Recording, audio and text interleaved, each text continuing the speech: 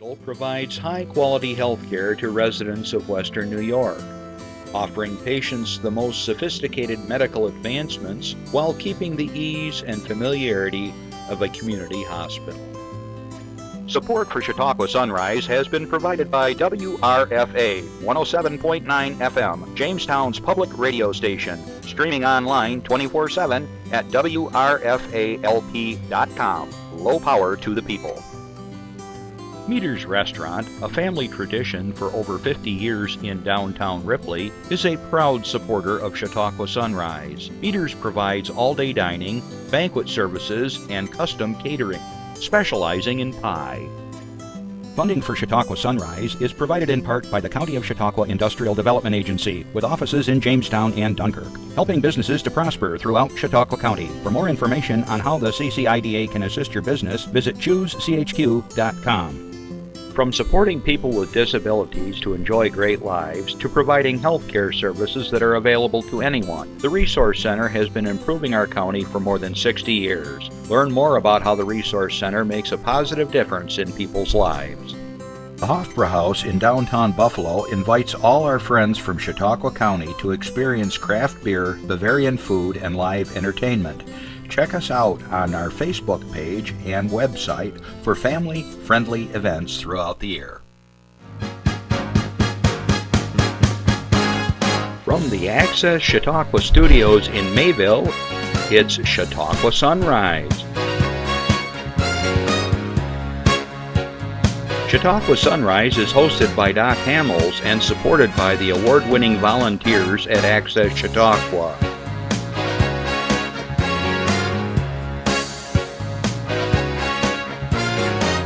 We are here to share local news, colorful interviews, and events of interest to everyone. Chautauqua Sunrise is broadcast live Saturday mornings each week from 9 to 10 a.m. Send events via email or call us live. Check us out on YouTube and Facebook. And now, from the Access Chautauqua Studios, it's Chautauqua Sunrise. Well, everybody, welcome back to Chautauqua Sunrise. We have had a crazy stretch of filming and television production. I can say that slowly on a Saturday morning. Hope you're all doing well. I have been on hiatus, and I want to tell you a little story. And maybe Randy talked about it the other day when we had the North Chautauqua Community Foundation folks here. But it was, I don't even remember where it was. It was somewhere in January, right? When I was last here.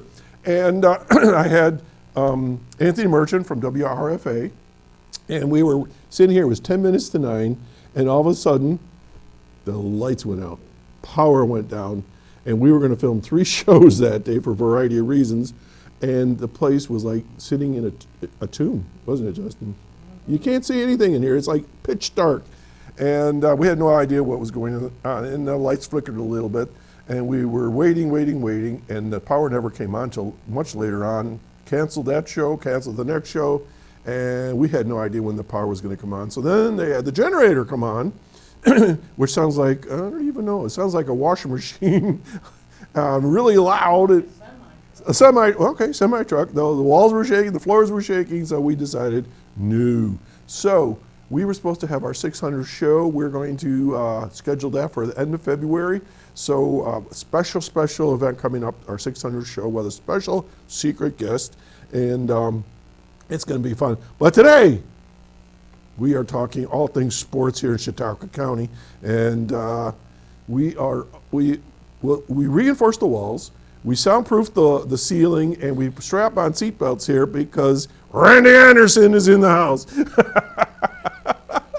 We have so much fun talking about the Chautauqua Sports Hall of Fame, and we have a special inductee that's going to be with us shortly as well. So, first of all, I want to do a shout out to my friends and my brother and sister-in-law over in Arizona right now. We're out there during this whole break situation, and I just wanted to point out that it was -4 at my truck this morning, and this is the special equipment that we have here in the north. That's it. You just got to wear a special warm hat. Arizona was in the 70s, so We'll do a shout out to Donna and Ray, Mary Lou and Dave, and then my brother Bob and sister-in-law Peg. I hope you're watching. I know it's only 7 in the morning there, but who knows? So we had a great time in Arizona and learned a lot about a different part of the United States. I've been through Arizona before, but never in that particular part in Scottsdale. Then, while we were in Arizona, Randy, you're going to love this. I was standing on a corner in Winslow, Arizona. Such a fine sight to see. And there was a red flatbed Ford there. Nobody in it, though. So anyways, we did some sightseeing and so forth. So great, great time. All right, what else is going on here? Winter Festival coming up.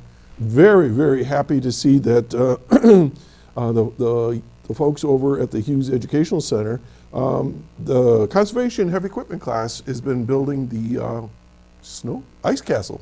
And my son went to the Hughes Center while I was actually the administrator, the regional administrator, and the guys and gals over there get all suited up and they cut ice and they stack it. And so we have the Winter Festival coming up this coming weekend at the for President's Weekend right here downtown Mayville, right at the park. So that's something you want to put on your calendar. And as far as I know, it'll be cold enough to stay that way until next weekend. So that's coming up, and it's always a lot of fun. I don't have a lot of information on it, but generally speaking, there's they light it up. There's fireworks in the evening on one night, usually Saturday night. There's vendors, food trucks, different activities that are all things winter. And so take a look at that coming up. I'm sure it's going to be in the newspapers and that.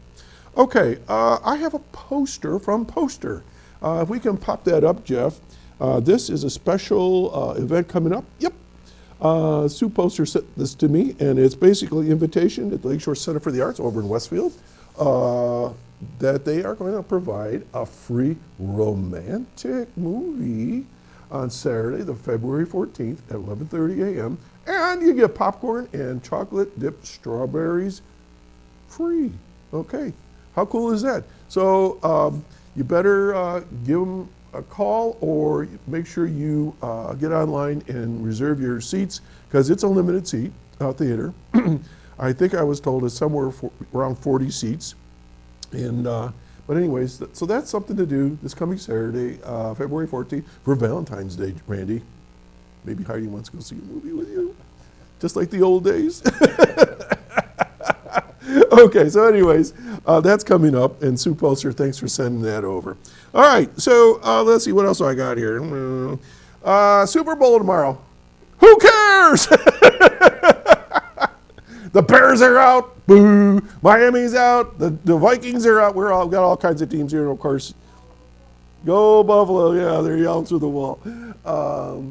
Crazy season as always, you know.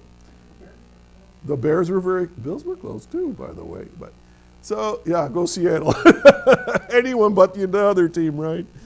And the Olympics. I don't know if you got a chance to watch the opening ceremonies last night. I did. And Bocelli is one of my favorite singers in all time, and he's just unbelievable. And if you've never been to Europe, it's kind of hard to appreciate what they were doing. Fortunately, I have, and the culture and the music and the subtleties of what they were doing during the opening ceremonies. It was gorgeous. So I hope you all get a chance to have a little peek at that because, as I said, it's all things sports today. All right. So before I go any further, I want to say good morning to everyone in Europe, anyone that's watching streaming around the world. Hope you're all doing well. Say hello to Natalia over in Ukraine. Oh, please be safe over there. Karen Cockram, you may be watching us over there in Kenya with James. You're doing some missionary work. So if you're watching, good on you. And good morning to all my listeners on WRFA 107.9, Low Power to the People in Jamestown, Tuesday at 1 o'clock. Thanks for listening in. It's going to be a fun show, and I know you're going to enjoy what you're going to hear. Throughout the show, we're live right now, and you can give us a call at, Jeff, pop it up, 716-753-5225. Are you impressed yet by how fast we move this? Throughout the week. Yeah, I know I'm going fast, Ray. Oh my God, here we go again. He does this all the time to me. Like, hurry up, hurry up. Throughout the week, you can email me at chautauquasunrise@gmail.com, okay? with your announcements, and we'll try to get them on for you. All righty? Thanks for that, Jeff. All right, so we got some opening announcements, and then we're going to get to Mr. Impatience here. All right, let's start with number 15, Jeff. Chautauqua County Office for Aging Services, that's you, is pleased to announce the launch of the 2026 Warm and Well at Home Initiative, a new campaign designed to help older adults remain safely and comfortably in their own homes while maintaining and improving their properties. This initiative focuses on preventative home maintenance, particularly annual cleaning and safety inspections of home heating equipment, helping to reduce safety risks, improve energy efficiency, and prevent costly emergency repairs. Offered in partnership with the Chautauqua Home Rehab and Improvement Corporation, otherwise known as CRIC, Warm and Well at Home connects older adults with trusted, vetted contractors and available funding to ensure heating systems are in good working order. I can't begin to tell you how important this is, because sometimes our furnaces have little gas leaks, and that's not a good thing, or they're not running efficiently. So please have a listen. This is from the director, Dana Corwin. She says, most older adults want to age in place, but the cost and complexity of home repairs or services can be a real barrier. All right. The Warm and Well at Home initiative works to remove those barriers, so older adults can live safely, stay healthy, and remain connected to their communities while also strengthening neighborhoods across Chautauqua County. All right, so you got to be 60 years and over. You got to be the owner of your primary residence. And if you are interested, here's the number. Let's pop that number up, Jeff. I think it's the same one. 716-753-4582, and that's New York Connect's number. So we'll pop that. There it is. There it went. So let's pop it up one more time. 716-753-4582. So please, this is for you folks. If you know someone that needs this service, give them a call. Okay. Thanks, Jeff. All right. Moving along, the Chautauqua County Clerk's Office is advising residents that local Department of Motor Vehicles offices in Jamestown, Dunkirk, and Mayville will be temporarily closed as New York State implements a new modernized DMV software system known as Drives. To support this statewide technology upgrade, all Chautauqua County DMV offices will be closed to the public beginning February 13th. Following the system upgrade, staff training, system testing, and the President's Day holiday, the DMV offices in those three places will reopen on February 18th. So it's going to be closed for a while. All right, and so just be aware that if you want to get down there, they will not be open. All right, let's continue on. I jumped around, I know. Here, this is from the Board of Elections. This is an important one. An application to change one's party enrollment for the primary election in any year must be received by the Board of Elections no later than February 14 of this year. The Board of Elections office will observe special hours on Saturday, February 14 for this deadline from 9 a.m. to 5 p.m. The Board of Election is open daily from 8:30 a.m. to 4:30 p.m. during the week and would like the public to be aware that changes submitted through the New York State DMV must be made by Friday, February 13th at 2 p.m. All right, so bottom line, if you want to vote in the primary and you want to make sure that you are in the party that you want to be voting into, you got to take care of things with the Board of Elections. I know somebody that says, "Oh, I'm going to be voting in the primary," and I say, "Well, are you a registered whatever?" They go, "No, I put nothing." Well, you can't vote, right? You got to have a party affiliation to vote on a primary. So, anyways, February 14th is your deadline. Okay. Moving along, let's see. Okay, the week of February 8th to the 14th coming up marks International Children of Addiction Awareness Week. That's a sad one, huh? Prevention Works is calling on the communities of Chautauqua County to recognize this important week and to highlight the needs of the estimated, this is staggering, 8.7 million children and youth nationwide affected by parental addiction. 8.7 million families and kids. Oftentimes, the person with the addiction is treated individually and independently from their family members. For children living in homes with parental addiction, treatment is often overlooked.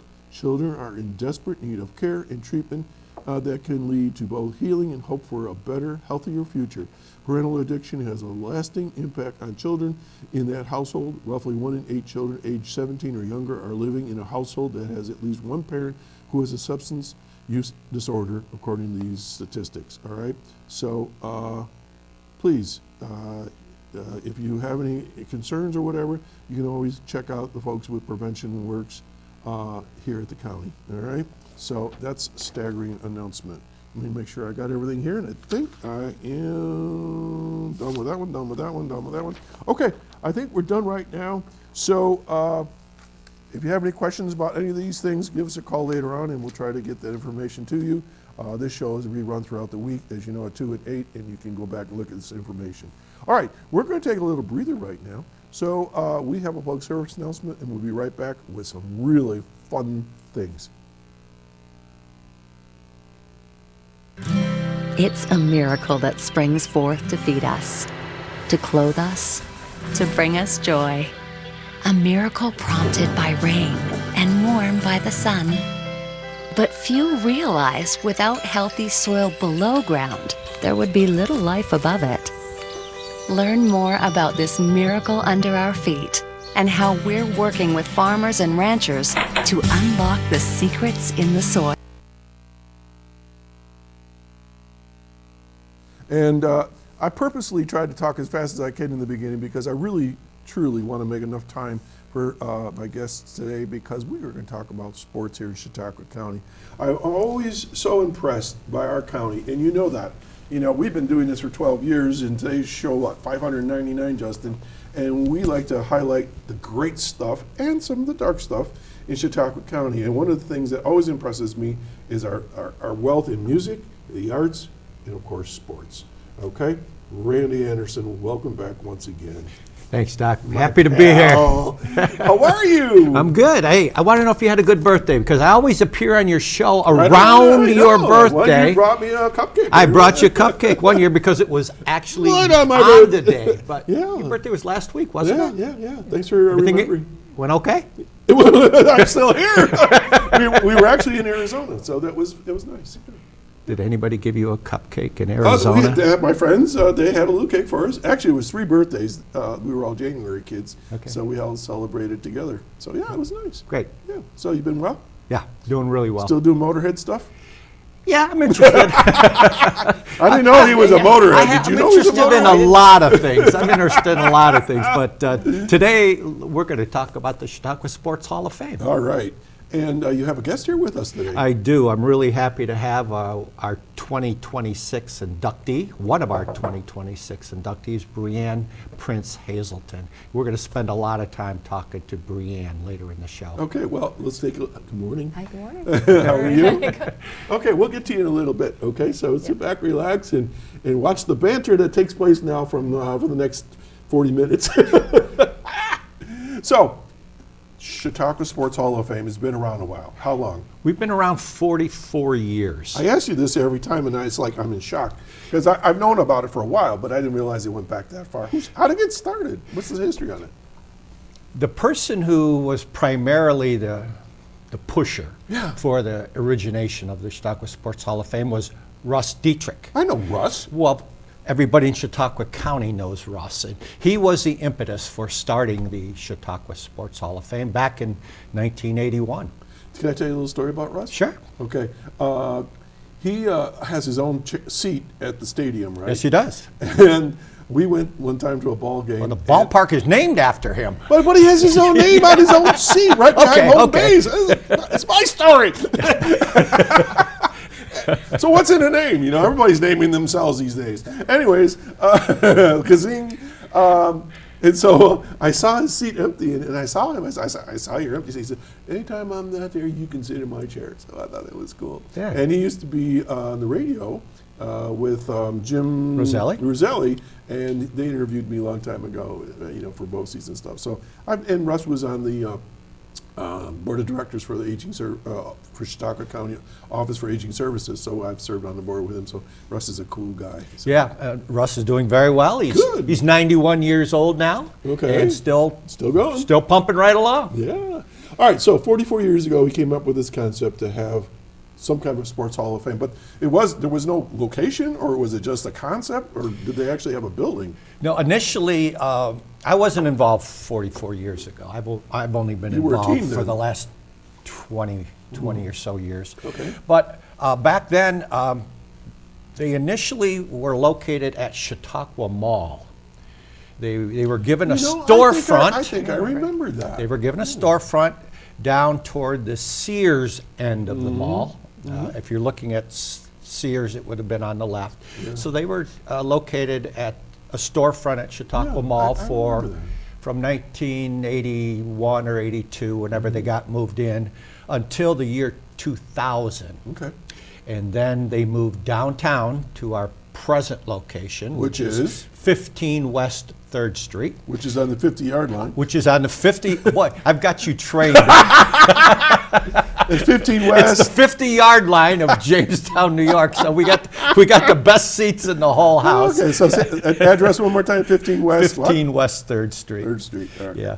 So it's 1 block west of Main Street Right. on 3rd. And I have been there a couple of times, and it's fabulous. So we've been down there since the year 2000. We've had 4 expansions over the last 25 years. So now we presently occupy 6,000 square feet.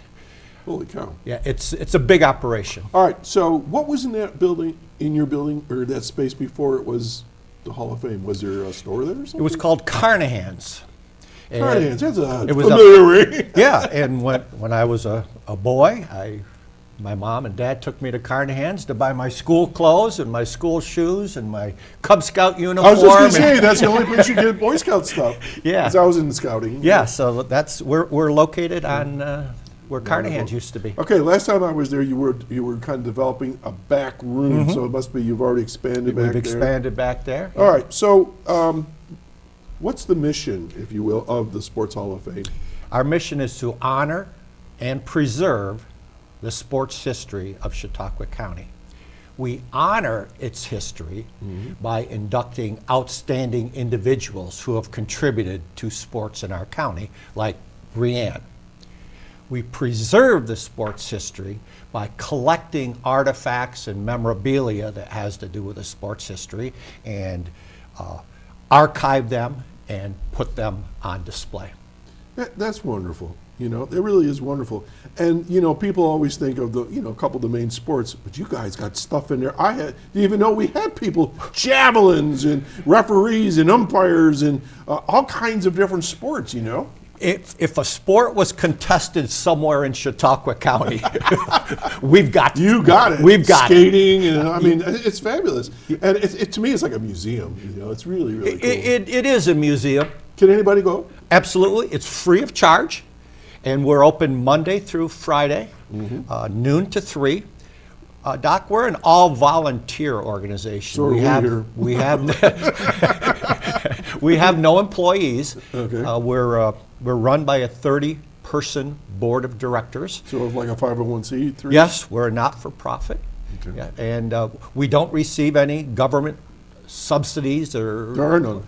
So yeah, we do it the old-fashioned way, Doc. Darn We it. earn it. Darn it. Well, good for you. So 30-member board, so wow, that's a lot of people. So, Well, but we need that many people because we want to have our board members cover the entire geographic area of Chautauqua County. We want our board members to have expertise in lots of different sports as well. We don't want to be a board that only knows about football or only knows about softball. We want to have people on our board with expertise in lots of different sports. I know this is a difficult question. I'm not trying to set you up, but maybe just an estimate. How many different sports are represented, would you say? Oh, wow. Just ballpark, 20, 15? Oh my gosh, at least. All right. 20. I don't know. Okay, so the whole idea, it's very diverse. It's, like you said, it's not the big three or whatever it is. Oh, absolutely not. We take pride in recognizing contributions and all. Just for example, this year we have 8 inductees, and they cover the sports of wrestling, marathon running, golf, softball, track and field, cross country, baseball, And here's a guy, traditional, football, baseball, track and field, and basketball. Cool. So just this year's class covers all those different sports. Yeah. Well, that's really, really fascinating to say the least. And, and maybe you can relate to this, but you always hear people say, oh, nothing good comes out of Chautauqua County. And blah, blah, blah, blah. These people have gone on to fabulous careers in sports, many of them, right? Many have achieved tremendously within the county. Yeah. And many have achieved nationally and internationally. Yeah, there's a coach somewhere out there called the Eagles. Well, last year we inducted Nick Sirianni, the Super Bowl winning coach of the Philadelphia Eagles. By the way, today is his father's birthday, Fran Sirianni, who's an inductee of our Hall of Fame. And so I want to give a shout out to Fran, wish him a happy birthday. Oh, there. All right. So, to my own surprise, I have gone there and seen people I know that I hadn't realized that had gone on, after I had seen them and so forth. Everybody that comes into our Hall of Fame knows somebody. Right. You can't have gone or lived in Chautauqua County without knowing, with the induction of this year's class, we've now enshrined 257 people. So there's a pretty good chance you're going to know some of those. Right. I like the people that come in and they'll look at our inductees, their pictures on the wall. Go, oh, yeah, he was my gym coach. Mm-hmm. She was my teacher. She was my coach. Yeah, I played ball with this guy. I was going to say, that person pitched against me. This guy beat me like a dog when I was in third grade. Yeah. So, all right. So let's get to the inductees because we do want to have some time with Brianne here. So we absolutely want so time where do you for want to Brianne. start? So Jeff, could you start to roll the pictures? That's our logo. Very nice. Very nice. Do you know what that building right there? It's the tower of Chautauqua Institution. It's the Chautauqua Bell Tower, right? From Chautauqua Institution. And there's the lake. Yes. Mm-hmm. I know my history here. Okay. So our first inductee is Kenny Betts. Kenny Betts is on top in this photo. Obviously, Kenny was a wrestler. Kenny graduated from Fredonia Central in 2009. He was a 5-time Section 6 wrestling champion. He went to the New York State Wrestling Championships all 5 years. He won the New York State Wrestling Championship twice, and he finished second twice. It's fair to say Kenny's the most decorated high school wrestler in the history of Chautauqua County. At the time of his graduation, he had won more wrestling matches than anybody else in the history of New York State. Do you know his weight class by any chance? Well, as he grew, he started as a 7th grader at 98, and when he ended as a senior, I think he was wrestling in the 150s. All right. So he just, as he grew and got stronger, he went up in weight classes and was a star in every. So what's he doing now? He's a corrections officer at the prison in Brockton. Don't mess with Betts. Well, at least don't get into a wrestling match with him. Wow, that is very impressive. Well, and my hometown, Ripley, was a powerhouse wrestling group. For the Rose out there. Oh, yeah. Oh, yes. Is Brad in the? No. He should be. Never been nominated. Okay. Yeah, we can talk about how people get nominated later in the show. All right, we'll do that. All right. Okay, our next inductee is Jennifer Gibner Donato. Jennifer graduated from Dunkirk High School in 1992. She's being inducted for her accomplishments in the sport of marathon running. There's something called the Abbott World Marathons, and there's 6 of them. There's Tokyo, Boston, London, Chicago, Berlin, and New York City. There you go. Those are the 6 major world marathons. Jennifer is the first woman in the world to compete in 4 of those. So she's done all 6 marathons 4 different times. First woman in the world. Overall, she has competed and ran in 61 marathons around the world and around the United States. Most recently in Australia, in the Sydney Marathon. 1 year, in the year 2017, she ran all 6 world marathons in 1 calendar year. Holy cow. Doc, I was thinking, I got tired driving up here today. And here's a girl that's running, 6 world marathons in 1 year. I digress for a moment. Yeah. I have a cousin, sometimes he watches the show, Cor Hamels. He's from the Netherlands, and I believe he's done 100 marathons now. Good for him. It's amazing. And he's just, if he walks in the room, he's just as skinny as a rail, and he just flies. Jen is extremely fit. But this is amazing. This is amazing. Chautauqua County, New York, we're talking about. Wow. Marathon, 26.1 miles, right? 26.2? 2. And Jen I always have trouble with the last 10th mile. 26.2. That's right, because it's 13.1. There we go. And Jen, like the rest of us, is involved in the world of education. She's a teacher at the Pine Valley Central School. Super. All right, who's next? This is Dr. Carl Englert Jr. Okay. Dr. Englert was a dentist in Lakewood for over 3 decades. He made his props in the world of golf. He was a multiple-time Western New York amateur champion. He was a multiple-time Moonbrook Country Club champion, Maplehurst Country Club champion, Orchard Park Country Club champion. But I think what really set Doc apart from most golfers is that he qualified for the USGA Junior Nationals when he was younger. He qualified for the USA Amateur Nationals when he was, in his 40s. Yep. And he qualified for the USGA Senior Nationals when he became an older man. So he kind of hit the trifecta of amateur golf, qualifying at every level. Very, very accomplished golfer. Do you golf? No. My picture is hung up in all the men's locker rooms in the golf courses here in Chautauqua County with a big line through it. And it says under it, if you see this man, he's considered armed and dangerous with a golf club. No, I'm not kidding you. I am terrible. Next one, Jeff. No comment. This is Trevor Hitchcock. Right. Trevor was a graduate of Falconer Central in 1991. He was a 3-sport athlete at Falconer in basketball, football, and track. But his athletic career really took off when he enrolled at SUNY Fredonia, and he became a protege of Jim Ulrich, the track coach out there at the time. And Trevor turned into a 4-time All-American. Whoa. At SUNY Fredonia in track and field. You can see he's in the weight events, hammer throw, shot put, discus, 35-pound weight toss. You ever try any of that stuff? I can't pick it up. I think I tried the shot put and discus in high school, and it was like 3 feet or something. It's like terrible.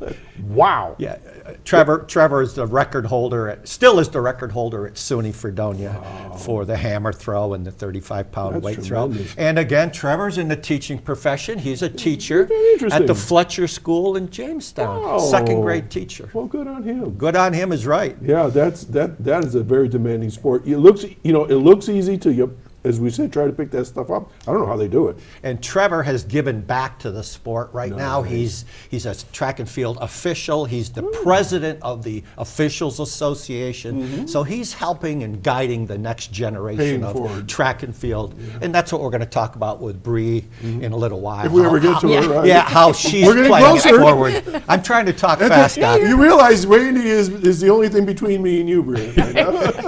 That's a good thing. All right, who's next? This is Brian Hull. This is a black and white picture. How old is this picture? From 1974. Oh. Uh-oh, that's my era. I was going to say, Doc. So Brian is a graduate of Southwestern Central in 1974. Right. He was a cross-country runner and a track and field athlete. At Southwestern, he was undefeated for 2 years in track in cross country.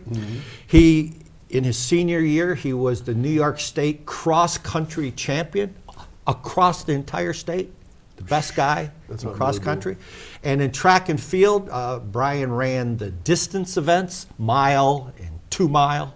Of course, nowadays they run meters. Meters, right. But back then they were running Yeah. miles. Yeah. And in his senior year, he was the New York State 2-mile champion. So think what he just did in his senior year. The best in New York State in 2 different individual events, Wow. cross country and 2-mile run in his senior year. I ran cross country. I always told the guy in front of me, please tell the bus driver don't leave. Don't leave without me. I'm coming. And then, of course, then they had to, when they got back to the terminal, they had to look in the back of the bus to make Sure I you was there. well, make sure you weren't sleeping. Oh my God. Anyway, Brian went on to Cedarville University Uh-huh. and became an All-American in both disciplines, track and field and That's a cross lot country. lot of dedication. to Brian's do the that. real deal. Yeah. Doing cross country was 5 miles, if I remember right, we used to run. And then those distance, 2 miles, they say, oh, what's the big deal? It's nonstop. I mean, you are just running your heart out. So, wow, that's impressive. Mm-hmm. And what's he doing now? You know? You could laugh. He's a retired phys ed teacher. I don't know how all these teachers got, but it's just a weird thing that it happened that way. Well, everybody at this table has been involved with education too, so that's Yeah. cool. All right, Next, this is Kerry Kellogg, 1973 graduate of Southwestern Central. All right. He, after graduation from Southwestern, he went to St. Petersburg Junior College in Florida, one of the better JUCO baseball programs in the country. He Wait a minute, what word did you just say? JUCO? JUCO. What is that? Junior College. I thought you were doing like martial arts, No, JUCO. no. Junior community college. Okay, all right, I got you now, all right. Like JCC. JCC is a Got JUCO. it. Anyway, so Kerry went to St. Pete's in Florida for a couple years. Then he went over to the University of Florida, a D1, Okay. a D1 baseball program. Had a very successful career for the Gators. After his collegiate career was over, he signed a minor league contract and played for the Jamestown Expos. Oh, yes, I remember Down to that. Dietrich Park. Yeah. Played for them for a couple of years. Then he joined the Air Force Okay. and served our country for 14 years Holy all cow. around the world.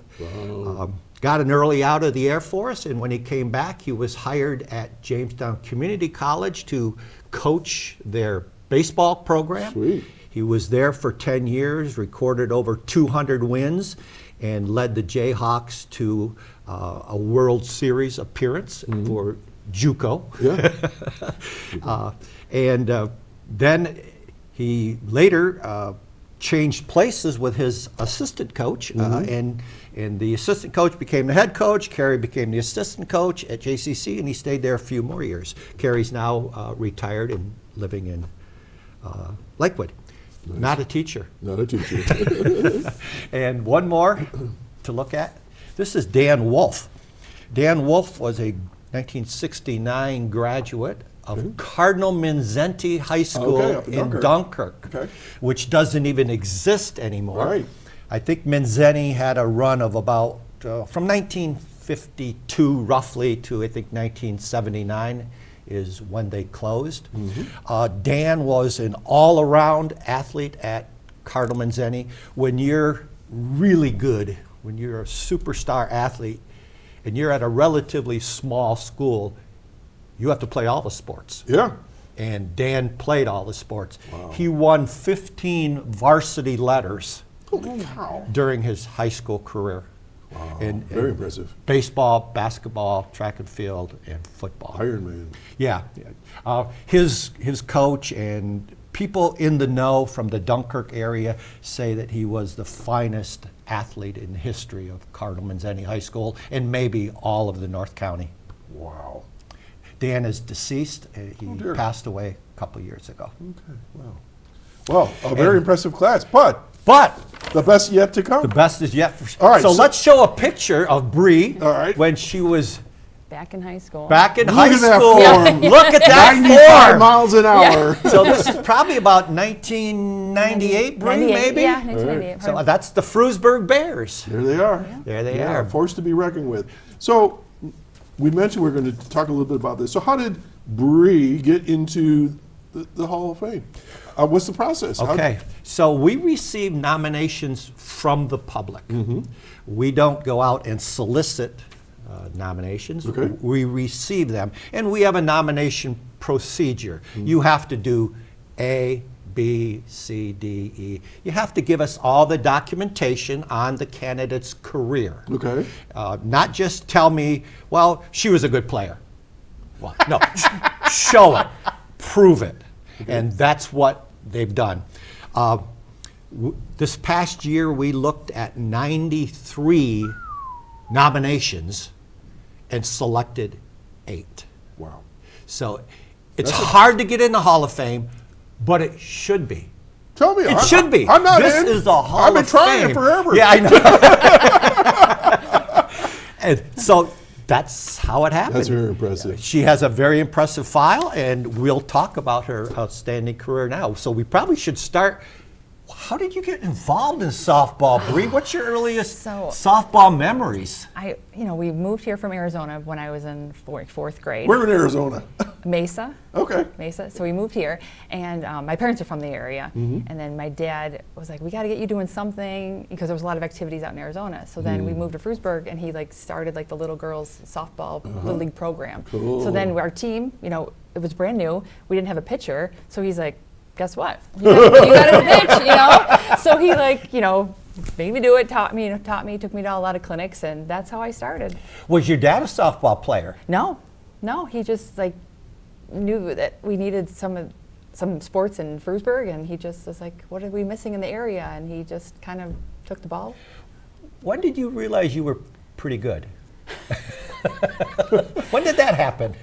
I don't think until maybe my junior or senior year. I always tell the story to my younger girls because I teach, I give pitching lessons to some younger athletes. pay it forward. And I remember when I was around 6th grade, I was in Little League, and we had Little League All-Stars in Dunkirk, actually, and from Frewsburg. And here, we're still new in our seasons. We've only been doing it for a couple of years, and we go up to the All-Star game, and I think I walked in 13 runs, right? And I was and I'm like, I don't know if I should be doing this, and and my dad's like, keep going, and then we just throughout the years went to clinics and just That's kept huge. practicing. Clinics are Yes, important, yeah. and he would catch for me all the time, and we'd be like, come on, let's go outside and practice, and whether it was at my house or down to the softball fields, but I just kept practicing, and eventually it kind of clicked. I would say maybe 9th grade. I was like, okay, well. Well, your hand grew big enough to hold the softball. Right. I thought about that. Yeah. Guys use that little one, and the girls have this great big melon.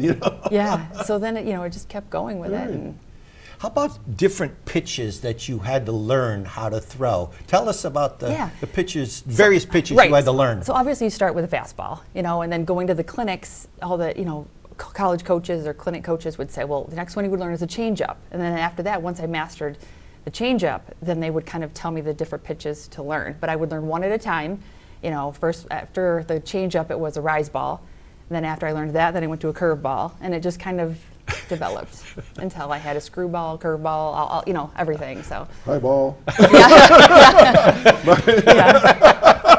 Okay, so that's the communication between you and the catcher, right? Yes. That sort of thing. Or the coach. My coach, John Blanchard, he let me call my game. I think he just knew over time that I could read the batter, where their weaknesses were, and what was working for me. And then I would, and actually, my catcher, we had worked together for a while, and she kind of became in sync, and where she could call, and if I didn't like it, I would just shake her off. But Right. we would she would give me a sign, and and I would throw the pitch to her. So again, I think it's parent support, community support, and then just hard work. And you just don't walk on the field and start playing. You got to really know your sport, and obviously learning all those different pitches is quite interesting. What was your hardest pitch to learn? What was your out pitch? Well, see, yes, I love the rise ball. That is the one. People have such a hard time hitting the All right, rise so ball. let me guess. This is the ball that kind of comes in and then all of a sudden goes up? Yeah, at the end, it kind of comes out of my hand flat and just goes right up. Yeah. So and a lot of people will swing a little bit, like a dip, and it's just, I love it. And then whenever I knew people were gonna bunt, I would throw the rise ball for a bunt, because then it would hit the bat and then pop it up, and it was just, that was my go-to pitch, was the rise ball. I love it. During her high school career, she pitched 615 innings. 615 innings, okay? Okay. Struck out 902 batters. Holy cow. That's a batter and a half an inning. So 3 people come up, 1.5 of them are striking out against Bree. Wow. And this was in 4 years or 6 years? 5. I started varsity in 8th grade. Okay. Keep going. I'm listening. No. So she was a 3-time All-Western New York player, pitcher of the year in all of Western New York. Wow. First team New York State. I probably saw your picture in the newspaper. You couldn't have opened the Post Journal in the late 90s. in the 90s without seeing Bree's picture, because back then they used to do a Player of the Week. Oh yeah. And so there was a picture of, well, here was the softball, here was the wrestling. Yep. Well, every time you opened the paper, Bree's picture was in the Post Journal. Was that difficult to deal with as a kid? I think it's probably was easier back then than it would be now. We didn't have social media and Yeah, oh my all of gosh, that. yeah. So Yeah. I had a great team. They were very supportive. So I think that they understood that we were successful. And So as a team, how far did you go? we went my junior year. We did make it to states. Okay. We lost our first game. It was like 1-0. It was a close game. Yeah. But after that, we went to the Far West Regional game 4 times. My 9th, 10th, and senior year. We Right. just couldn't get past that Far Right. West game. But Yeah, it's really competitive. I mean, It is, I've seen some of these games that I just go like, holy cow, look how fast they're pitching that ball. yeah. I always ask this question, do you know how fast you pitch? They usually Yeah. always She does know. Yes, in college too, I was clocked at 61 miles an hour.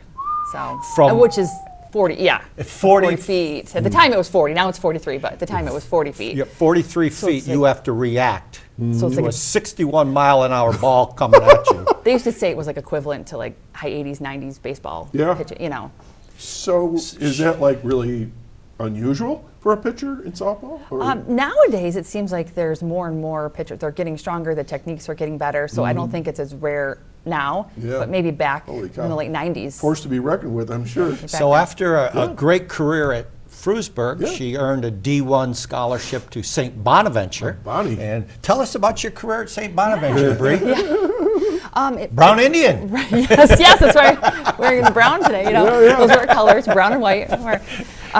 It was fun. Like, I think that, unfortunately, during my freshman year, I was diagnosed with Hodgkin's lymphoma, so I had to go through chemo, radiation, so I missed my like my gosh. whole first year.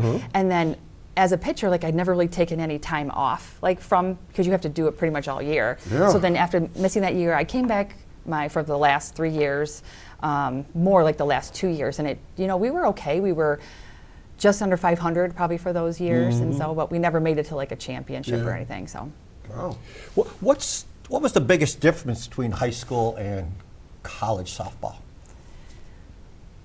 I would say that we always had double headers. Every game was a double. So I would Oh, pitch boy. one. There was like Yeah. 2 pitchers, and I would pitch one, and the other girl would pitch. And so then just having to sit there and watch the game and not play. Why are you doing that? Yeah, and then like my coach also didn't have me hit, and I was like number 4 hitter in my life. She was a good hitter at high Yeah. school. We forgot to mention Yeah, that so part. I was like, okay, now I can't hit. I have to sit here, just pitch. So that was like to me, that was, torture. biggest difference. Walk us through your Hodgkin's journey, how you discovered it and the process. And Yeah, so at Bonaventure, you have to go to the gym, work at the gym all the time, and we had fall ball. So my shoulder started to hurt, and I was, we're working all the time in the weight room and everything, and I just, the trainers and the staff all thought that I just had injured my shoulder. Yeah. But I was like, I've been pitching my entire life. This is not pitching related. So, but I kept going to doctors and they couldn't find anything. And then all of a sudden, I had my neck got real swollen. I had a boy. huge, neck, so that they recommended I go to Olean General Hospital and see a doctor, and they gave me a CAT scan, and then they found the tumor in my chest and my neck. Oh my gosh. So you okay now? Yeah, oh yeah. So after, after 6 months of chemo and 8 weeks of radiation at Roswell, when I was 19. That's amazing. Yeah, I go every year for a checkup, and it's in remission, and they said the chances of it coming back now is Good for slim you. to none. So. Excellent. do you feel that your athletic background helped you get through Hodgkin's? Oh, absolutely. The nurses and doctors said, when I would have heart scans and everything, and they're they just kept saying, you're so strong. Your heart is so strong. And I attribute that to all like working out and pitching and lifting Oh, sure, and all the conditioning, sure. you know, made my heart so strong so it could tolerate all those drugs. She was also a 6-year swimmer at Yes. Frewsburg. You didn't mention that part. Well, I'm telling you about it now. So, Swimmer. yeah, she's not a one-trick pony. Very accomplished swimmer for Coach What was Bruce your Johnson. Event? Butterfly. Okay. Oh, and then, yeah, that's fun. Yeah, that's cool. Yeah, because Right you know I need those Yeah. shoulder muscles, you know. I got it. I have a niece right now that's softball and swims Yeah. up in Eden, and she's doing almost the same kind of pattern. What would you say to someone right now, a young lady that might be watching or somebody that knows somebody, about the importance of sports and school? I know that might seem a strange question because so often we get, in a minute, I just got a message, that we get overwhelmed by sports and we forget the scholastic part. Yeah, So, I think sports helped me. Like, I had to manage my time. I had to know, like, every day I had practice. Mm-hmm. You know, whether it was swimming or just pitching in the winter or softball. Like, so I had to like organize my time, and my academics did come first. My coaches always supported that. So Mm-hmm. you know, I had to make sure to get all my work done, then fit in the workout. But I think if I didn't have sports, I don't know if I would have been disciplined with my time management in order to maintain my good grades. I did graduate third in my class, so. that's terrific. All right. And she's continuing to give back to the sport. She's the head softball coach at Forestville and has been there for Yep. how many years now? Well, I've been at Forestville for 21. What, I've been coaching? coaching varsity for 15. 15 years, Yeah. varsity coach. And this year, tell about what you did with your team this year, Bree. So we made school history. My team went to the state tournament. Oh, wow. So we had never had like a softball team go that far. We had gone to the Far West Regional game a couple Right. times, but we had never got past that Yeah. game. So we actually went to the state tournament in Binghamton this past spring, Wow. and we lost our first game, but it was, you know, the team that we lost to won the state championship. That's a good thing. You know, Yes. that makes you feel a little better. Yeah, yeah. All right, let's hold that thought. We have a call. Okay? Good morning, caller. Good morning, Jack. Hi, Lynn. This is Linda Spalding. Excuse me. Good morning, Brandy. Hi, And Linda. Good morning. And good morning, Brianne. Good morning. And congratulations to you and all your endeavors as being a coach at Forestville. Thank you. And I heard you mention you went to Bonaventure. Yes. And I had a very nice boyfriend from Bonaventure. That sounds like past tense, Linda. Wow. It is. He's still alive. Most of my old boyfriends are dead, though. Well, thank you for Maybe we sharing. better not go there. But he's married, so. Okay, all right. Move on. Move it along. I want to congratulate you on being such Spartans. It was 10 below zero this morning. Oh, just another winter in Western New York. Yeah. What was it in Ripley this morning, Jack? -4. Oh, gosh, I can't believe it's colder here. Yeah. Okay. Well, I want to ask you, who do you think is going to win the Super Bowl? Oh, who are you asking, me or these guys? We'll take a vote. I say Seahawks. Seahawks. Randy? Seahawks, but Brianne? Seahawks. I'm going to say who cares. And Linda, how about you? I think the Seahawks are going to win. Okay. All right. Well, thanks for calling in as always. Okay, have a wonderful day, and I'm enjoying your show. All Thanks right. a lot. Thanks, Lynn. All right. So we were talking yeah. about her team getting to the state Yeah. finals this year. Yeah. And did you develop an ace pitcher at Forestville that helped you get to the Yes, state yes. finals? My Tell p- us about your Yeah, ace. my pitcher, Megan Gruber, she just graduated. She was a senior last year, and I had worked with her since 7th grade. And she came and she was pitching a little bit, and then we just worked together, developed pitches, the rise ball, and and you know, so she had a great career. So a future Hall of Famer sounds like to me. yeah, Well, you we'll never see know. we'll see what she's doing next. Yeah. Okay. So what does it feel like to be inducted into the Sports Hall of Fame? I just feel so honored, like especially listening to, you know, all my fellow inductees. You know, Randy talked about all their accomplishments, and it's just so impressive. Like, I mean, the track and field stuff. Like, I don't even know if I could run a mile now. Like, I'm so impressive, you know. So it's a great feeling, and I'm very honored. Is it hard for girls to get into sports these days with all the technology and interest level and stuff? Or Actually, no. I find at least at my school, I feel like I have more female athletes than I do male athletes. So Pick up the Post-Journal or the Observer, and you're reading about female wrestlers. Wrestling has gotten, I remember when they were just huge. starting, And the next big sport, I don't know if it happened at Forestville yet, but flag football Yes. for Yeah, we girls just had it. is very popular. You're going to see it in all the schools. I think it's the Olympics, isn't it? This coming year. They're going to have flag football, Yeah. I think, in a 2028 Olympics in So, LA. Brianne, what do you do at Forestville? I'm a school counselor. Okay. And so, how difficult is that these days? It's since the beginning, it's definitely become more challenging. You know, mental health really, you know, I believe that we have a mental health crisis right now in the country. And I think a lot for these teenagers, I think social media does play a huge role in that.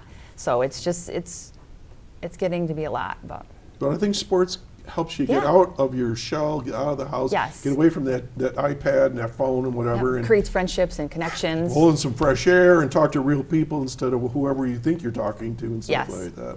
So, all right, Randy, you got an annual banquet coming up here, right? Our annual induction banquet is a week from Monday, so it's on President's Day. Okay.